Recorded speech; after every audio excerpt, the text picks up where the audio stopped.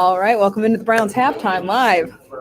Look at that score. We're still bundled up. It's actually pretty warm. It is warm, but it's warm when the sun's out too. It takes too much energy to take the coat off. We'll be outside again. Browns up 10-0 over the Pittsburgh Steelers. Yes. Dorian Thompson-Robinson getting his second NFL start, and let's just say it looks a little bit better than his first one.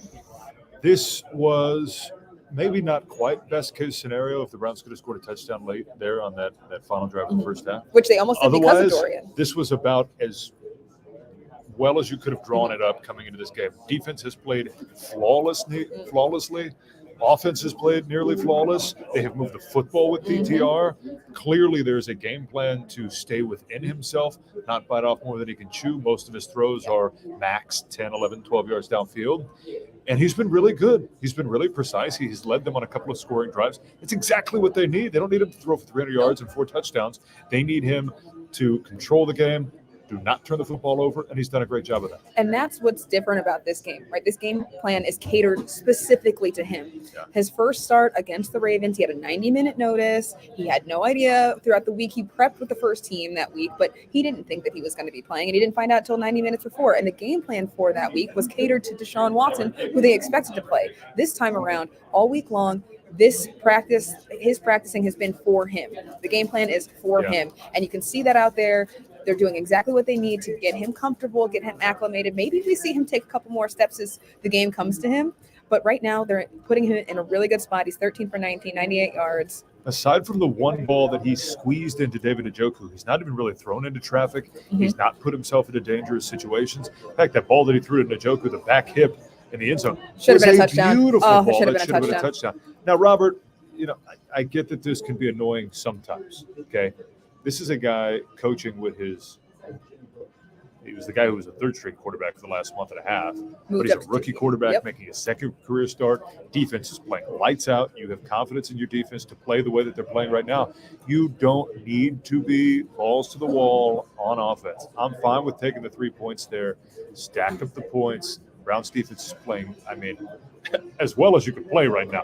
It seems like every time Kenny Pickett drops back, oh my God. They're there. He's got 3-4 Browns in his face. Well, he's been sacked twice. One should have been a safety. That score probably should say 12-0 right now. That score probably should say 12-0 right now. And I think twice Pittsburgh failed to get out of the end zone.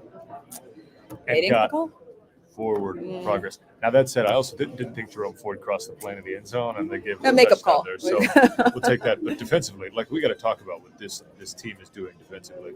Pittsburgh, total team offense, 64 yards on 22 plays. Now, as Nathan Segura has pointed out for us every Browns countdown for the last month and a half, Pittsburgh has been outgained in every single game they've played, and they've won 6 of them. They manage it. They are statistically the worst 6-3 team in NFL history. So, in a sense, Pittsburgh's been outgained 163-64. They have Cleveland right where they want them. You think that the difference is here's I think why they play that way. Why the record is 6-3 isn't because of the team that they are, right? As you said, they're outgained. They don't perform like a 6-3 team. They have a very good head coach. Yeah. They have a very good head coach, and they find ways to win. What makes me hopeful for this game is the Browns have also been trending towards that, right? They've been finding ways to win games. That come from behind win last week against the Ravens is indicative of what they're able to do. This team can find ways to win. So for me, the Steelers, they do that. 34 yards passing. And it probably won't go higher. Do you see it? Hasn't even looked close. No.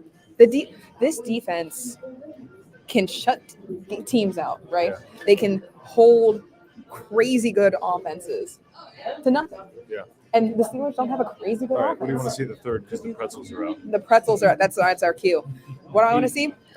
I would like to see this continue. Just a nice, even go around for yourself. Dorian. Exactly. Yep. You don't need Dorian to be Deshaun Watson.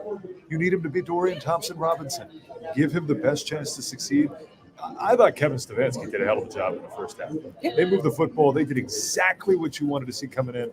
Defensively, they've been lights out. That's all you need to be. If I told you at the end of this game it's 20-0 or 20-3, we'll take that. You take it. Okay. Screenplays, short passes, get the run game going, keep it Keep it conservative and get some pretzels. Thanks for joining us for the Browns Halftime Live. We'll catch you next week.